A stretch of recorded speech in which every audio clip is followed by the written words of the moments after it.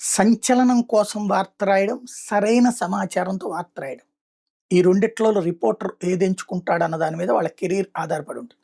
ఒకప్పుడు విజయవాడ దుర్గగుడిలో చోరీ జరిగినప్పుడు కొన్ని పత్రికలు సంచలనం కోసం 50 మంది ముఠా వచ్చింది, 100 మంది ముఠా వచ్చింది, అంతర్జాతీయ మాఫియా హస్తం ఉంది, దావూద్ ఇబ్రహీం హస్తం ఉంది ఇలాంటిది నోటికొచ్చినట్టు ఏది పడితే అది సెన్సేషనల్ వైరల్ కోసం రాసుకొచ్చారు.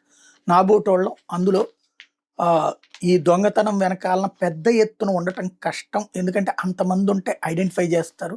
ఆ తర్వాత వాళ్ళు ఊరు వదిలిపెట్టి వెళ్ళడము కష్టమే. లోకల్ వాళ్ళైతే కాదు. దీని వెనకాల కనబడుతున్నదైతే సంథింగ్ ఫిషీ క్రైమ్ అయితే అవుతది.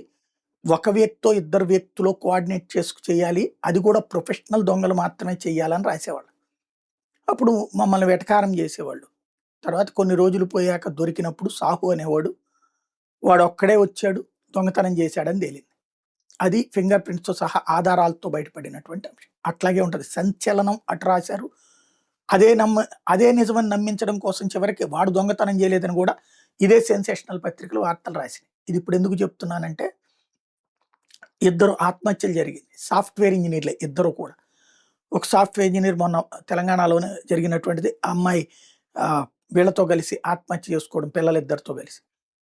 భర్తని మీద నిందలేశారు. చివరికి అతని అదృష్టం వల్ల అమ్మాయి తల్లి దగ్గర నుంచి వాళ్ళ కుటుంబ సభ్యులు, బంధువులు, అమ్మాయి తరపున బంధువులు కూడా అతని మీద ఎలాంటి తప్పు లేదన్నారు. అట్లాగే ఇరు వర్గాలు కూడా బాధ్యతగా స్పందించారు. వాళ్ళ అరమరికలు లేనటువంటి సంసారం. అప్పుడు ఎలాంటి చెక్ చేయాలి?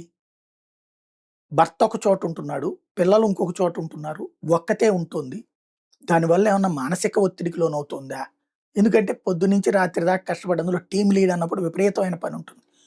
ఏ పబ్బులకో, గిబ్బులకో తిరుగుతుంటే రిలాక్సేషన్ వేరు. అలా కాకుండా ఉంటే వర్క్ ప్రెషర్ పెరిగిపోతుంది. ఇంటికొచ్చేటప్పటికి తర్వాత పిల్లలతో ఫోన్‌లో మాట్లాడి, భర్తతో ఫోన్‌లో మాట్లాడి ఒక అసంతృప్తి ఉంటుంది. అట్లాంటి ఒక మానసిక బలహీనత ఏమన్నా ఫేస్ చేస్తుందా? రెండవది ఏదైనా ఈ బెట్టింగ్ యాపుల్లాంటి ఇబ్బందులు ఏమైనా ఉన్నాయా? ఆర్థిక ఇబ్బందులు ఏదైనా ఉన్నాయా? లేదా ఇంకేదన్నా ఆహ్, ఆహ్, వే ఎవరైనా ఇప్పుడు సైబర్ బుల్లీయింగ్ గూడా ఉంది గదా! అదేదన్నా ఉందా? ఈ అన్ని కోణాలు చూడాలి. అది తేలేదాకా మనం తొందరపడి అల్లేయకూడదు. అల్లేస్తున్నారు. రెండోది ఇప్పుడు ఇంకొక సాఫ్ట్‌వేర్ ఇంజినీర్ వచ్చేటప్పటికి వాళ్ళ అమ్మ అనారోగ్యంగా ఉంటుంది. రూ. 1,00,000 అమ్మాయి జీతం సంపాదిస్తుంది. పెళ్లి సంబంధాలు తీసుకొస్తుంటే మమ్మని నేను చూసుకోవాలి. ఆవిడ అనారోగ్యంగా ఉన్నప్పుడు అందుకిష్టమైన వాళ్ళనే చేసుకుంటానంటే ఏ అబ్బాయి ఒప్పుకోవట్లేదు. అలాంటి సందర్భంలో ఎళ్లి ఆ అమ్మాయి ఆత్మహత్య చేసుకుందని రాసేశారు.